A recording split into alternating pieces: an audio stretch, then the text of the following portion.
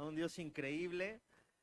Y bueno, pues sean bienvenidos el día de hoy a este servicio donde vamos a adorar a nuestro Dios, a conocerlo de una manera más profunda. Y bueno, antes de comenzar con nuestra enseñanza del día de hoy, quiero hacer algunas preguntas, ¿ok? No quiero que me contestes públicamente, cada uno de ustedes responda ahí en su lugar. Pregunta número 1. ¿Cuántos de los que están aquí están seguros que cuando partan con el Señor van a ir al cielo? Pregunta número 1, ¿ok? Pregunta número 2. ¿Cuántos de los que están aquí viven 100% confiados en que actualmente están viviendo el plan de Dios? Es una pregunta todavía más difícil. Número 3. ¿Cuántos de ustedes, de los que están aquí, piensan que podrían arruinar los planes de Dios para su vida? Yo creo que estas tres preguntas nos llevan a meditar mucho acerca de cuánto de lo que nosotros vivimos es consecuencia de nuestras acciones y cuánto de lo que nosotros vivimos es consecuencia de nuestra fe en el Señor. ¿Ok? Hay algunas personas que piensan que quizá pudieran estar en algún mejor lugar o en algún mejor momento, pero que sus errores obstruyeron el plan de Dios para su vida.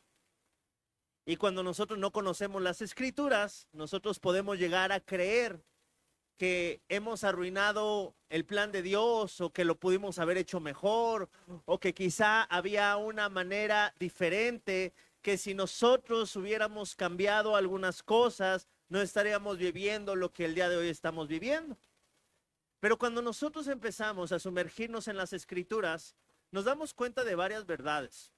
Nos damos cuenta que el Señor tiene estipulado los días que nosotros vamos a pasar aquí sobre la tierra. Nos damos cuenta que aún nuestras buenas obras fueron escritas antes de nosotros conocer a nuestro Dios para que nosotros anduviésemos en ellas. Nos damos cuenta que todos los problemas que se levantan a nuestro alrededor, cada uno de ellos está sujeto a nuestro Dios y que ninguno de ellos es mayor que el plan de Dios. Es más, la Biblia nos dice que a los que aman a Dios, todas las cosas les ayudan para bien. Esto es para cumplir un propósito. Y estas todas las cosas significa las cosas buenas, las cosas malas, las cosas difíciles, los obstáculos, las pruebas, nuestras caídas, todo, absolutamente todo, obra para cumplir un plan perfecto que es el plan perfecto de Dios. Dios usa todo lo que está a nuestro alrededor para cumplir un propósito. Nos damos cuenta, por ejemplo, con Judas, ¿no? Judas hizo obras malas, Judas amó más el dinero, Judas entregó a nuestro Señor Jesucristo, pero Judas era importante, aún esa traición, aún esos errores, aún el haber vendido a nuestro Señor Jesucristo, era importante para cumplir el plan perfecto de Dios. Por lo cual estamos seguros que aún nuestros errores forman parte del plan perfecto de Dios. Porque la Biblia dice, si 7 veces cae el justo, 7 veces el Señor lo levantará. Cuando pensamos en los demás, no pensamos en cuanto a esto. A veces decimos, no, es que las personas con las que yo vivo, los creyentes que yo conozco, son tan imperfectos que a lo mejor ni creyentes son. Pero nosotros también, todos los que estamos aquí, hemos recibido misericordia y hemos recibido gracia. No hay ni uno de los que está aquí que en el momento que conoció a Dios, a partir de ese momento, fuera perfecto. ¿O si hay alguien? A ver, voltea a tu alrededor y ve, a pesar de que todos tienen cara de santurrones, todos siguen fallando. Cuando viene una crisis, aquel que parece angelito, le salen cuernos. Aquel que grita aquí en la alabanza, grita de enojo. Entonces, nosotros nos damos cuenta que estamos en los caminos de Dios, no porque seamos mejores que están, no porque hemos recibido gracia, hemos recibido perdón. El día de hoy vamos a exponer la verdad más poderosa que se encuentra en las Escrituras.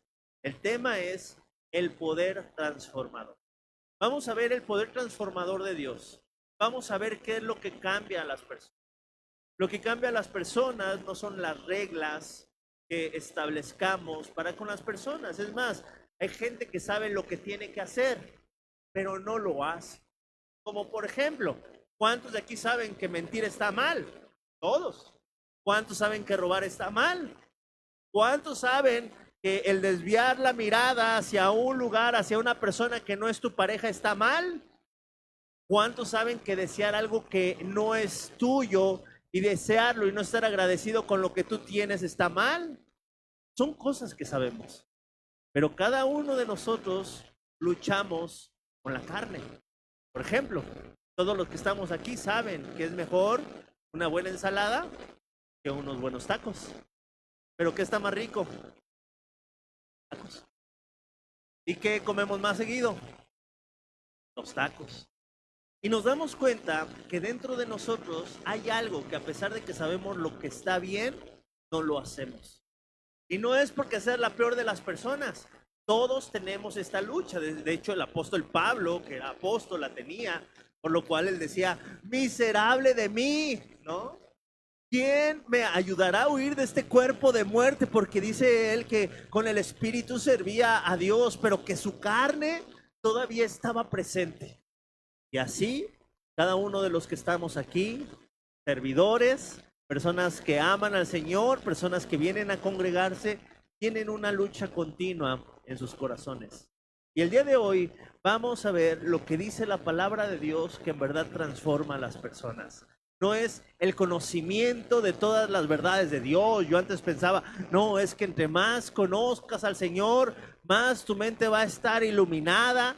Pero te das cuenta que conforme más conoces al Señor, más te das cuenta de lo pecador que eres. Más te das cuenta de las malas intenciones que tienes. El Señor te empieza a mostrar no solamente tus pensamientos, sino las intenciones. Y entre más profundizas en las cosas de Dios, pareciera que muchas veces sentimos más condenación. Es como, no es igual una persona que nunca se para delante de un espejo, alguien que se está continuamente observando en el espejo. Alguien que se está continuamente observando en el espejo dice, ay, ya me despeiné tantito, ay, ya aquí me quedó una lagañita, ay, aquí tengo tantita babita seca, ay, aquí se está asomando un moquito. La persona que no se la pasa viendo al espejo, a lo mejor está peor, pero no se da cuenta, porque no ve el espejo. Así lo mismo, una persona que no está cerca de Dios no significa que no tenga cosas. Lo que pasa es que pocas veces es confrontado con la realidad porque no vienen las Escrituras. La palabra de Dios dice, de tal manera amó Dios al mundo, que ha dado a su Hijo unigénito para que todo aquel que en él crea no se pierda, mas tenga vida eterna.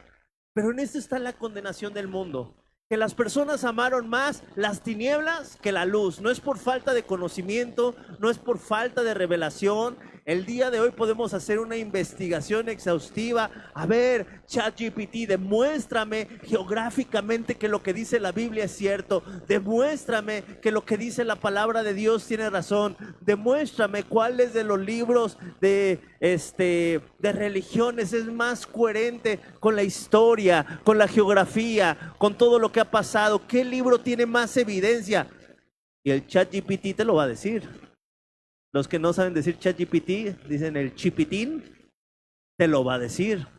Entonces no es por falta de evidencias, es por falta de tener un corazón que quiera hacer lo bueno. Y en esto está la condenación del mundo, que las personas amaron más las tinieblas que la luz. Y no vinieron a la luz para que sus obras no sean reprendidas. La mayoría de veces nosotros vemos a las personas de acuerdo a cómo nosotros somos. ¿Un ratero va a ser confiado? No. ¿Por qué? Porque es ratero. Y dice, yo me tengo que cuidar porque yo sé cómo son las personas. ¿Un infiel va a ser una persona segura? No, va a ser celosa. ¿Por qué? Porque él es infiel. Porque todo lo pasa a través del filtro de quién es él. Una persona que no ama a Dios piensa que todos los demás no aman a Dios. Una persona que es hipócrita en los caminos del Señor piensa que todos son hipócritas. Y ciertamente hay entre nosotros personas que quizá lo son, que quizá no amen al Señor genuinamente y que quizá están viviendo una vida doble, que por una parte dicen seguir al Señor, pero por otra parte, como Judas, tienen su corazón en las cosas de este mundo, en las riquezas, en el pecado. Pero algo nosotros entendemos cuando venimos a la palabra de Dios. También hay personas que son indignas, que tienen fallas, pero que han sido alcanzados por la gracia de Dios y tienen una vida transformada. ¿Cómo nosotros llegamos a tener esta vida transformada? Lo dice Romanos capítulo 1, versículo 16. Dice la palabra de Dios, porque no me avergüenzo del evangelio. ¿Qué es el evangelio? ¿Por qué el apóstol Pablo no se avergonzaba de él? En un medio en el cual era muy importante el hablar temas acerca de filosofía, acerca de lo que estaba de moda en ese momento, distintos tipos de pensamientos. ¿Por qué se levantaba el apóstol Pablo y decía, yo no me avergüenzo del evangelio? ¿Sabes por qué? Porque dice, porque es poder de Dios para salvación. El evangelio contiene el mensaje que tú y yo necesitamos para ser salvos. Todo lo que tú y yo necesitamos para ser transformados, para ser redimidos, se encuentra en el evangelio. Dice la palabra de Dios que el evangelio puede salvar a todo aquel que cree, al judío primeramente y también al griego. Porque en el evangelio la justicia de Dios se revela por fe y para fe. Como está escrito, la palabra de Dios termina diciendo de qué manera va a vivir aquella persona que ha sido justificada. Mas el justo por la fe vivirá. Hay una evidencia de la salvación y esta evidencia es que nosotros empezamos a tener fe en lo que dicen las Escrituras, en lo que dice el Señor. Intenta convencer a un muerto que lo que dice la palabra de Dios es verdad. ¿Puede creer en lo que dice la palabra de Dios? No. ¿Por qué? Porque está muerto. Nuestros corazones sin Cristo están muertos en nuestros delitos y pecados. Está endurecido. Un corazón sin Cristo ha perdido la fe. Ha perdido la fe en Dios, la fe en la humanidad, la capacidad de amar lo que dice la Biblia que es el amor. Porque en estos tiempos se piensa que el amor es un sentimiento, pero no. El amor es un fruto del Espíritu Santo. Es una consecuencia de pasar tiempo con Dios y de aprender a recibir ese amor. Entonces nosotros lo podemos dar, ¿ok? Entonces el día de hoy vivimos en una generación donde muchas personas ponen su confianza en muchas cosas. El dinero, la ciencia, la educación, la religión, la filosofía, la psicología o incluso en sí mismos, en sus experiencias, en el coaching, en el jefe, en la persona que prometió que le va a apoyar, en la persona que a lo mejor siempre lo saca de los problemas. Pero el apóstol Pablo escribe esta carta con esta gran declaración diciendo que hay solamente una esperanza capaz de salvar al hombre y capaz de transformar el corazón de las personas. Y esto no es un curso de motivación. Ese es el poder del evangelio. Poder de Dios para salvación. Un Dios te bendiga no va a cambiar a una persona. El evangelio sí cambia a una persona. Los buenos deseos no van a cambiar a una persona. El evangelio sí cambia a las personas. Hay muchos lugares donde es prohibido la proclamación del evangelio. ¿Sabes por qué? Porque el evangelio despierta esperanza. El evangelio despierta la fe. El evangelio transforma a las personas. Hay algunos gobiernos que se han molestado con lo que el evangelio hace porque es más fácil tener en control a una persona que no tiene esperanza. Pero cuando las personas empiezan a creer lo que dice la palabra de Dios, entonces ellos son capaces de levantarse en el nombre de Dios y transformar una vida que antes estaba en ruinas. Esta carta no es escrita por un hombre cómodo. El apóstol Pablo había sido rechazado, golpeado, encarcelado por predicar el evangelio. Segunda de Corintios, capítulo 11, versículo 23, dice, ¿son ministros de Cristo? Como si estuviera loco hablo. Yo más, en trabajos más abundantes, en azotes sin números, en cárceles más, en peligros de muerte muchas veces. De los judíos 5 veces he recibido 40 azotes menos uno. 3 veces he sido azotado con varas, una vez apedreado, 3 veces he padecido naufragio. Una noche y un día he estado como náufrago en alta mar, en caminos muchas veces, en peligros de ríos, peligros de ladrones, peligros de los de mi nación, peligros de los gentiles, peligros en mi ciudad, etcétera, etcétera, etcétera. Ya ves, si te estás quejando porque la estás pasando mal. Pero lo increíble del apóstol Pablo es que a pesar de todo lo que estaba pasando, era un hombre de fe. Era un hombre que tenía esperanza y que llevaba esperanza a los demás. Era un hombre que no se dejó llenar de amargura por lo mal que él le pasaba, sino que se enfocaba en el plan de Dios. Y yo quiero decirte que en algún momento de tu vida vas a pasar tiempos difíciles, pero si tú no tienes la esperanza de lo que Dios puede hacer por ti, te vas a empezar a amargar. Hay tantas personas que dicen, es que yo estoy enojado con Dios o enojada con Dios porque las cosas no salieron como yo quería. Deja a Dios ser Dios. Busca no adorar a Dios solamente cuando lo entiendes, porque tu mente es finita.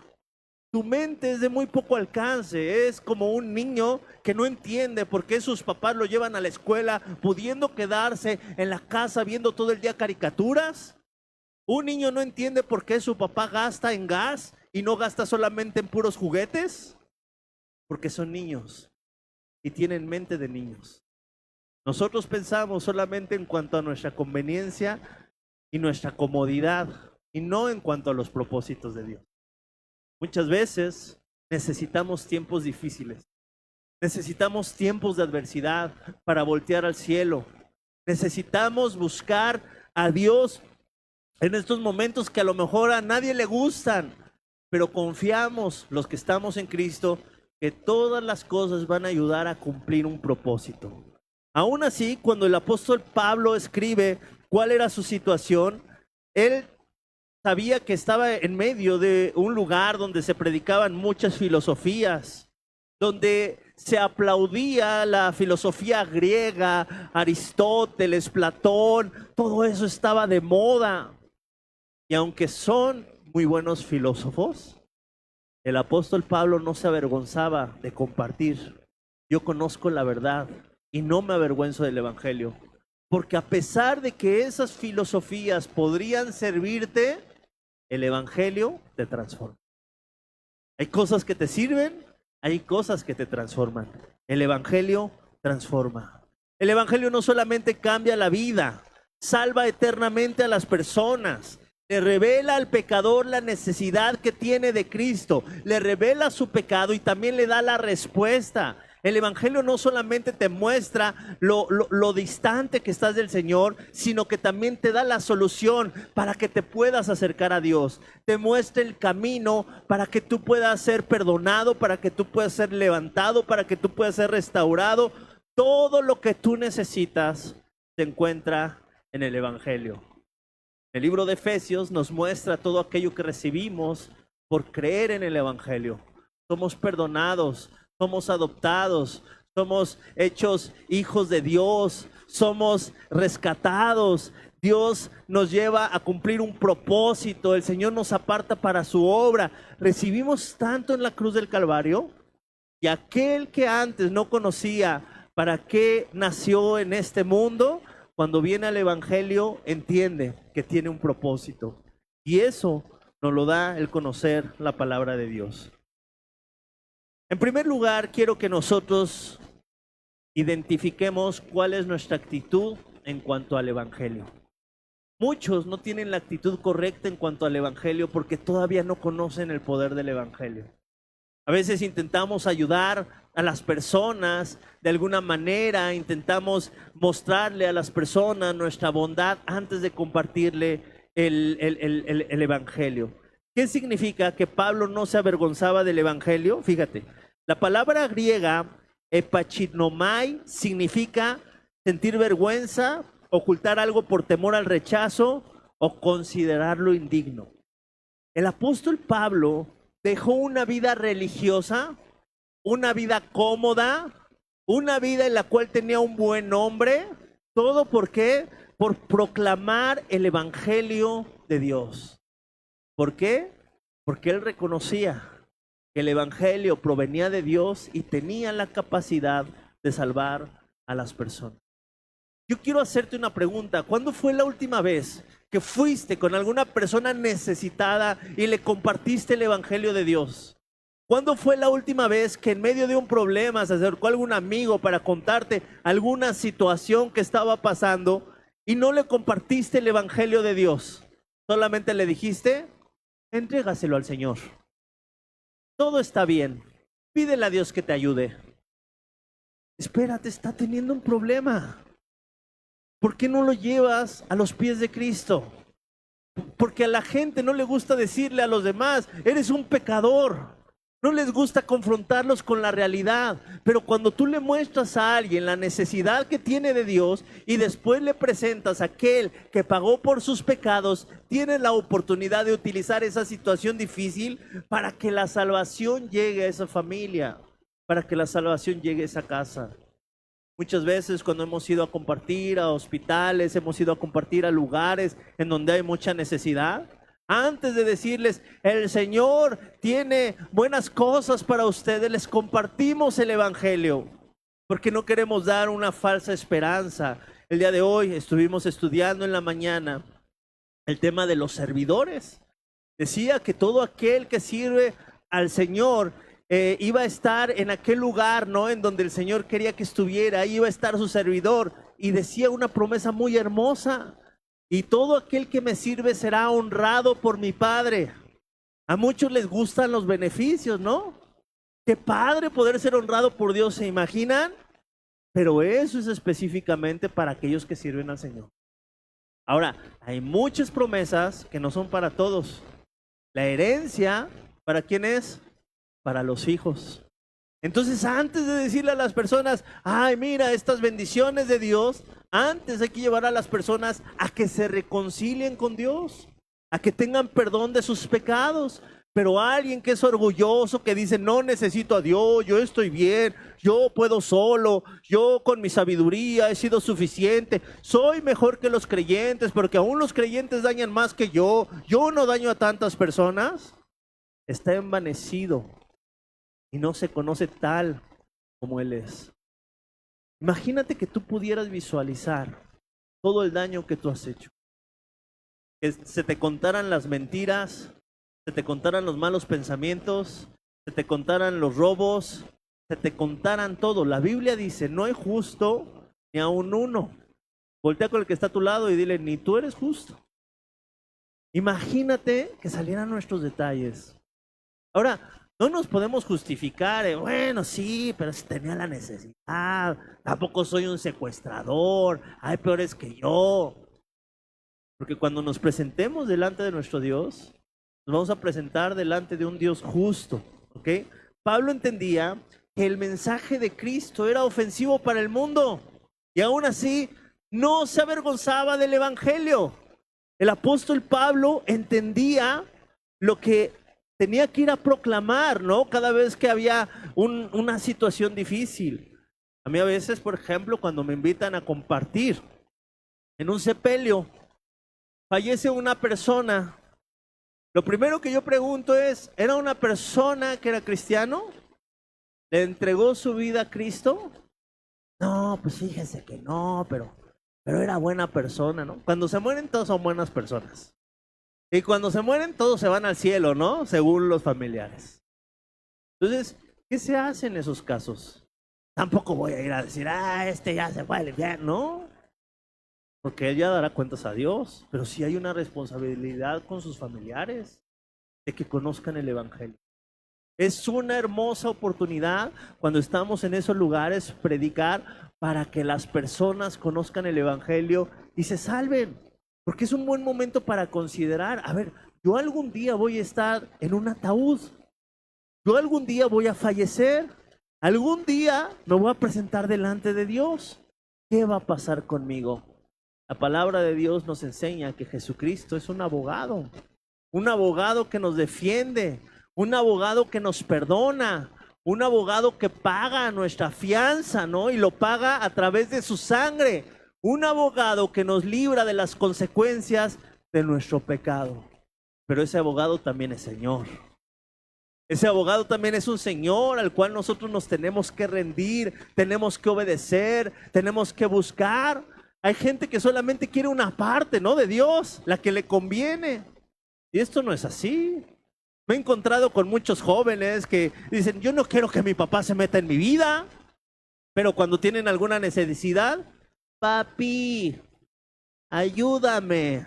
A ver, ¿viene una cosa pegada con la otra, sí o no? ¿Un papá tiene responsabilidades económicas, sí o no? Sí, pero también tiene la autoridad para decirte, esto sí, esto no, esto sí, esto no.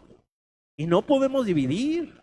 Hay gente que prefiere, aunque tiene padres físicos, alejarse de ellos. ¿Por qué? Porque no le gusta cómo son. Pero cuando tienen una necesidad, tampoco tienen a quien acudir. La palabra de Dios nos enseña, ¿no? En cuanto a los padres, ¿qué dice? Honra a tu padre y a tu madre, porque es el primer mandamiento con promesa. Sin importar cuánto conozca del Señor, sin importar qué tan entregado esté a Dios, nosotros tenemos una responsabilidad con nuestros padres. ¿Y cuál es esa responsabilidad? Honrarlos. ¿Y qué dice la Biblia? ¿Qué pasa si nosotros les honramos? Nos va bien. ¿Okay? Entonces, la palabra de Dios nos enseña en 1 Corintios 1:23. El apóstol Pablo, cuando iba compartiendo la palabra de Dios, él no decía, vengan, yo tengo las respuestas de todo. No, él tampoco decía, vengan, mi religión es la que tiene la respuesta de todo. No, 1 Corintios 1:23 dice la Biblia, pero nosotros predicamos a Cristo crucificado. ¿Cuál era la predicación de los apóstoles? Cristo crucificado. En la mayoría de los lugares ahora se predica cómo ser mejor persona, cómo superar los traumas, cómo superar los problemas, etcétera, etcétera. Muchos temas para que te vaya bien, temas de liderazgo, temas de superación, temas de unidad familiar. Eso está bien, pero la predicación siempre tiene que estar centrada en lo que Jesús hizo por nosotros en la cruz. Porque si no nos convertimos en un lugar de motivación. Pero cuando nosotros ponemos la obra de Cristo Jesús en medio de todas nuestras situaciones, en medio de todos nuestros problemas, ¿qué es lo que va a pasar? A mucha gente no le va a gustar. Dice la Biblia, para los judíos, ciertamente tropezadero. ¿Por qué? Porque el judío tenía este pensamiento. Para que me vaya bien, tengo que hacer cosas buenas. Y si me va mal, es porque hago cosas malas. Es cierto, la palabra de Dios habla la ley de la siembra y la cosecha. Pero cuando nosotros descubrimos lo que dice la palabra de Dios acerca de nosotros, nos damos cuenta que aún nuestras mejores obras son como playeras de las Chivas, como trapos de inmundicia delante de Dios. Entonces debemos de tener mucho cuidado. Porque nuestras mejores obras, nuestro mejor esfuerzo delante de un Dios santo no es suficiente y no nos alcanza. Dice que para los griegos este mensaje de la cruz era un mensaje absurdo, era locura. ¿Cómo que alguien murió por tus pecados? No, tú debes de pagar por tus pecados. Tú eres el que cometió la falta y era algo ilógico, quizá para muchos era algo injusto. La cruz parecía la derrota del plan de Dios, cómo Jesús, siendo quien era, fue crucificado. Pero cuando nosotros conocemos el Evangelio, es el acto de amor más grande que se ha dado por ti y por mí. En el tiempo de dificultad, con trabajo, si alguien te defiende, y si le estás pasando mal, hasta muchos se hacen a un lado. Pero Jesús no solamente no se hizo a un lado, sino puso su cuerpo para que tú no pasaras las consecuencias de tu pecado, las consecuencias eternas. Pablo sabía que muchos se burlarían, pero jamás modificaría el mensaje para hacerlo más aceptable. Él lo decía, ay, bueno, te voy a vender bien el Evangelio. No, el Evangelio es creer en lo que Jesús hizo, renunciar a nuestra vida y vivir para Dios. Eso es el Evangelio. No hay otra manera de vivir el evangelio. Hay gente que no reacciona al evangelio, que quiere seguir a Dios a medias, que quiere solamente escuchar las verdades de Dios, que le ayuden para mejorar su vida. Pero eso no es el evangelio. El evangelio se resume en Gálatas 2:20, con Cristo estoy juntamente crucificado y ya no vivo yo, sino ahora vive Cristo en mí. Lo que significa es que ya no hago mi voluntad. Si tú sigues haciendo tu voluntad en todas las áreas de tu vida, no estás viviendo a consecuencia del evangelio. Estás todavía tú siendo quizá el Señor de tu vida. Es importante que nosotros le preguntemos al Señor, ¿cuál es tu voluntad? ¿Cuál es tu voluntad para mi trabajo? ¿Cuál es tu voluntad para con mi familia? ¿Cuál es tu voluntad para mi matrimonio? ¿Cuál es tu voluntad para la persona que me ofendió? ¿En qué confiaban los judíos? Los judíos pensaban que su relación con Dios dependía de su descendencia de Abraham, del cumplimiento externo de la ley, de las tradiciones religiosas, de los sacrificios del templo. El día de hoy hay muchos lugares donde te ofrecen, ¿no?, la oportunidad de seguir a Dios solamente cumpliendo con una religión. Pero Pablo afirma lo siguiente, Romanos 3:20. Escucha muy bien. Ya que por las obras de la ley, ningún ser humano será justificado delante de él. No hay ninguna obra que te permita entrar al cielo. Ninguna. No es que yo vendí tal y se lo di a los pobres. Qué bueno soy. El Chapo también hacía muchas buenas obras. Habría muchas escuelas. Uy, no sabes cómo querían a Chapo en su pueblo. Le hacían fiesta, les daba despensa, les daba comida. Sus sicarios vivían como reyes. Pero su corazón no era del Señor. Así nosotros podemos combinar, ¿no?, el hacer cosas malas y después hacer cosas buenas. La mayoría de los rateros, de los ladrones, llega un momento donde tienen remordimiento y con eso hacen cosas buenas, apoyan. El día de Navidad compran pelotas. Se robaron 8 millones y compran 1,000 pesos de pelotas. Y dicen, ay, bueno, ya hice mi buena obra, qué bueno soy. Y todos, ay, qué increíble. ¿En qué confiaban los gentiles? Los griegos admiraban la filosofía, la razón humana, la sabiduría, los dioses paganos, la cultura, el conocimiento. Pensaban que mediante el conocimiento alcanzarían la verdad. Y muchas veces rechazaban a Dios como proveedor de sabiduría. Dice la palabra de Dios, si alguno de ustedes tiene falta de sabiduría, ¿qué tenemos que hacer? Pedirla y se nos dará en abundancia. Hay una diferencia muy grande entre conocimiento y sabiduría. Conocimiento es tener muchos principios en la mente. La sabiduría es poder vivirlos. El principio de la sabiduría para que alguien sea sabio es el temor a Jehová. Nadie puede llegar a ser sabio si no teme al Señor.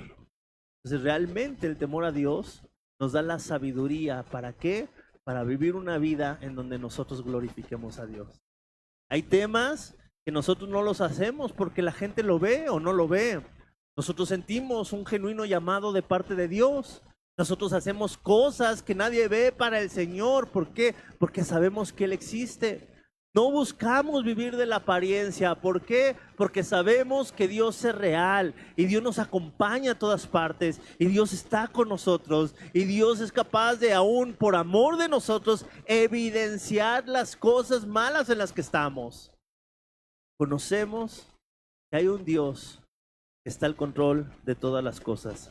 Primera de Corintios 1:21, el apóstol Pablo dice, pero agradó a Dios salvar a los creyentes por medio de una excelente filosofía, dice, por medio de las buenas obras, no dice, a través de la locura de la predicación.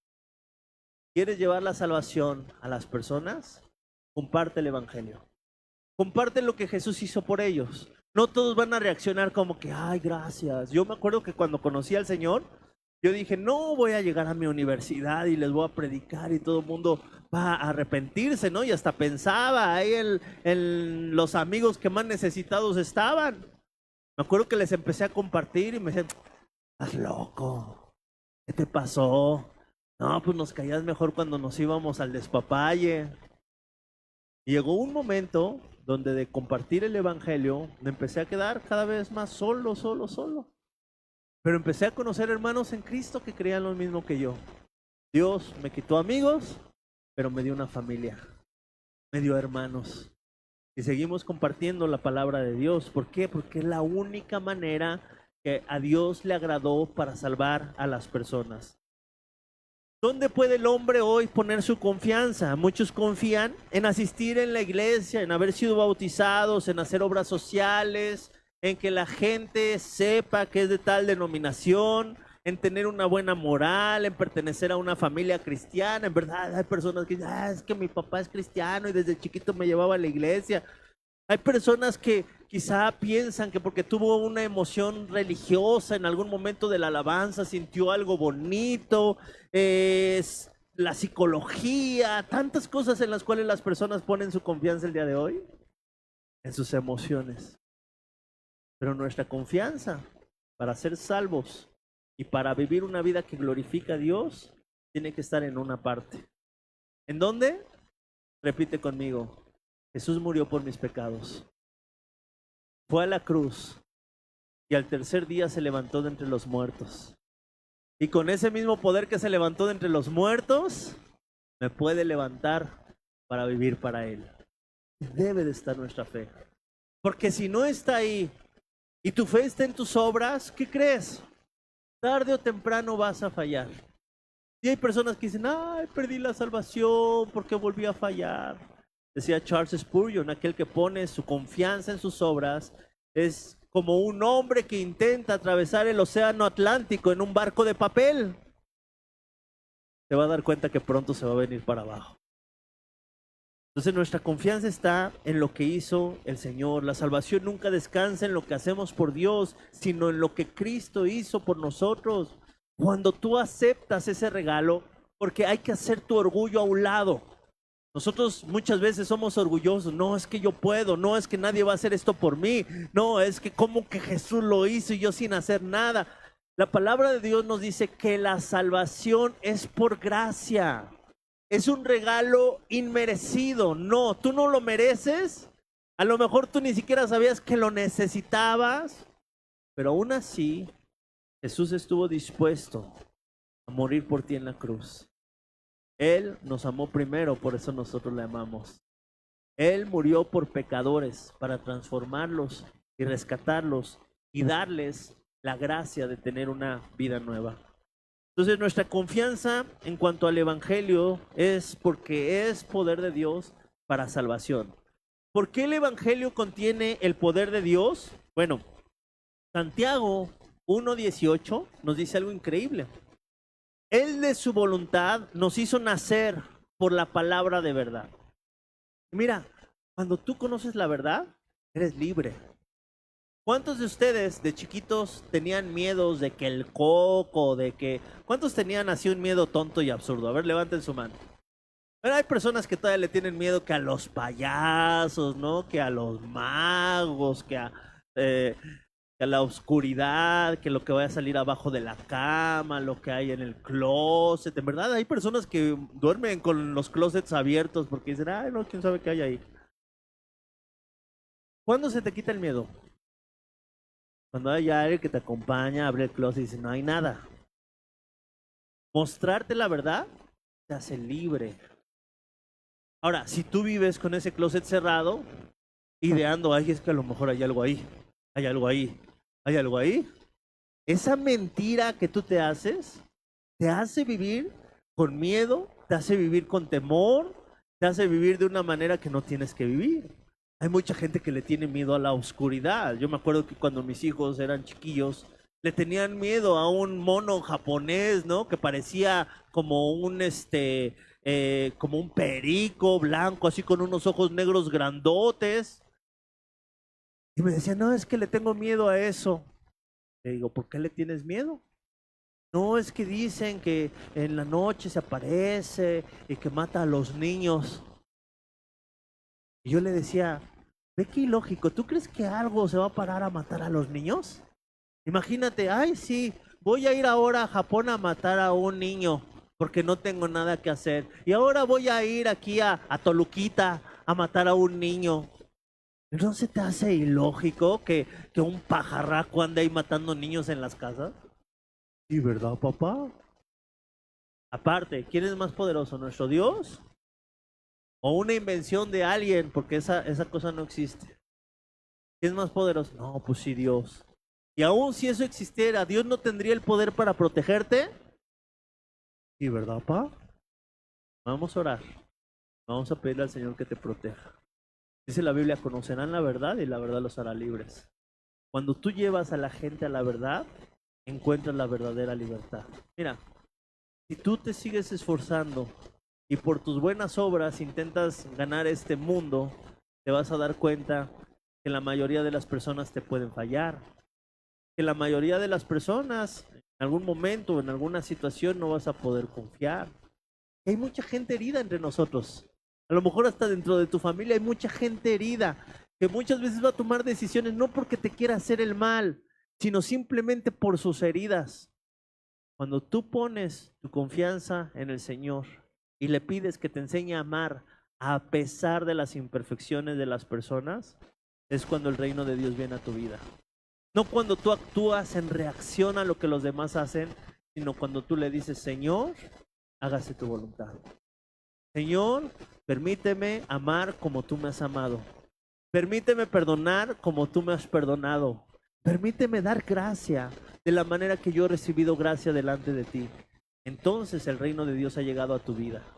Cuando tú te sometes voluntariamente a los principios bíblicos, a pesar de que la gente te siga fallando, el reino de Dios ha comenzado por ti.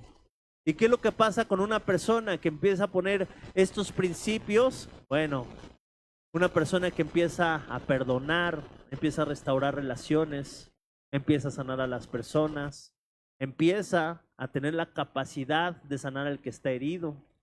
Una persona que no pone estos principios siempre va a ser una persona necesitada y va a creer que los demás tienen esa tarea de sanarlos a ellos. Dios te puede sanar, Dios lo puede hacer y Dios te puede transformar. La palabra de Dios dice en 1 Pedro 1:23, siendo renacidos por la palabra de Dios, no de simiente corruptible, sino de una incorruptible, por la palabra de Dios que vive y permanece para siempre. ¿Qué es lo que puede hacer la palabra de Dios? Nos puede dar un nuevo nacimiento. Fíjate, y este nacimiento ya es un nacimiento espiritual. Es un nacimiento que nos da cuando dejamos de luchar contra Dios y le decimos, Señor, ayúdame a creer. Señor, ayúdame a vivir. Señor, quiero dejar de hacer las cosas de acuerdo a mi voluntad. Y bueno, pues vamos a orar. Vamos a orar para que el Señor cambie nuestra vida, cambie nuestra manera de pensar. Que nosotros seamos hombres y mujeres que no se avergüenzan del Evangelio. Que nosotros seamos hombres que viven de acuerdo al Evangelio, que seamos transformados y que el Señor tenga el poder para transformar nuestra vida. Y en tu lugar, cierra tus ojos y vamos a orar. Señor mi Dios, el día de hoy te damos tantas gracias por tu palabra, porque tu palabra nos enseña que busquemos en primer lugar tu reino y tu justicia, y todo lo demás nos será por añadidura. Tu reino es que te pongamos a ti como nuestro rey. Señor, ayúdanos, porque la mayoría de los que estamos aquí somos desobedientes y somos rebeldes. Y no nos gusta tener a nadie que nos diga qué hacer y qué no hacer. Ayúdanos a tener un corazón que pueda confiar en que tú eres un rey bueno, en que tú eres un Dios que nos ama. Porque si nosotros tenemos otra opinión de ti, va a ser muy difícil que busquemos someternos a ti, Señor. El día de hoy creemos por lo que hiciste en la cruz, que tú nos amas genuinamente, que nos amas profundamente, que nos amas de tal manera que diste tu vida por nosotros y nadie más en este mundo sería capaz quizá de hacer eso. Señor mi Dios, cambia nuestra mente, que te podamos ver como ese Padre que necesitamos, como ese amigo que está con nosotros, como ese maestro puede ayudar en los tiempos más difíciles. Señor mi Dios, el día de hoy te damos gracias porque sabemos que la salvación no es, mi Señor, algo que nosotros podamos conseguir con nuestro esfuerzo. Es un regalo tuyo, aquel que cree. Y nosotros creemos que hace más de 2000 años tú diste tu vida por nosotros en la cruz. Creemos profundamente que antes de que nosotros naciéramos, tú ya tenías un propósito para cada uno de nosotros. Creemos que tú sabías nuestros errores, sabías nuestras luchas, y que aún a pesar de conocernos de esa manera, no nos rechazaste, Señor, sino que extendiste tu gracia para cada uno de nosotros. El día de hoy, Señor, recibimos tu perdón. Recibimos ese rescate que tú diste por nosotros en la cruz del Calvario. El día de hoy nosotros creemos que tú moriste para que nosotros seamos libres, para que nosotros podamos vivir una vida que sin ti no hubiéramos podido vivir. Señor, el día de hoy te pedimos que vengas, transforme nuestro corazón, transforme nuestra mente y que podamos creer en lo que tú hiciste por nosotros. Danos la fe.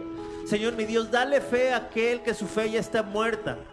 Aquel que ha puesto su fe y su confianza en hombres y ha sido defraudado, en religiones y no ha encontrado, mi Señor, esa llenura. El día de hoy, mi Señor, te pedimos que les regales esa fe para contigo. Que puedan creer y estar convencidos de que tú, Señor, los puedes salvar. De que tú puedes hacer un cambio en sus familias. De que tú puedes levantarlos, que tú puedes restaurarlos, que tú puedes darles una vida completamente distinta. Señor mi Dios, el día de hoy nosotros creemos que lo que tú hiciste por nosotros en la cruz es suficiente para vivir una vida distinta. Nos entregamos a ti en el poderoso nombre de Cristo Jesús. Amén y amén. Vamos a ponernos de pie, iglesia.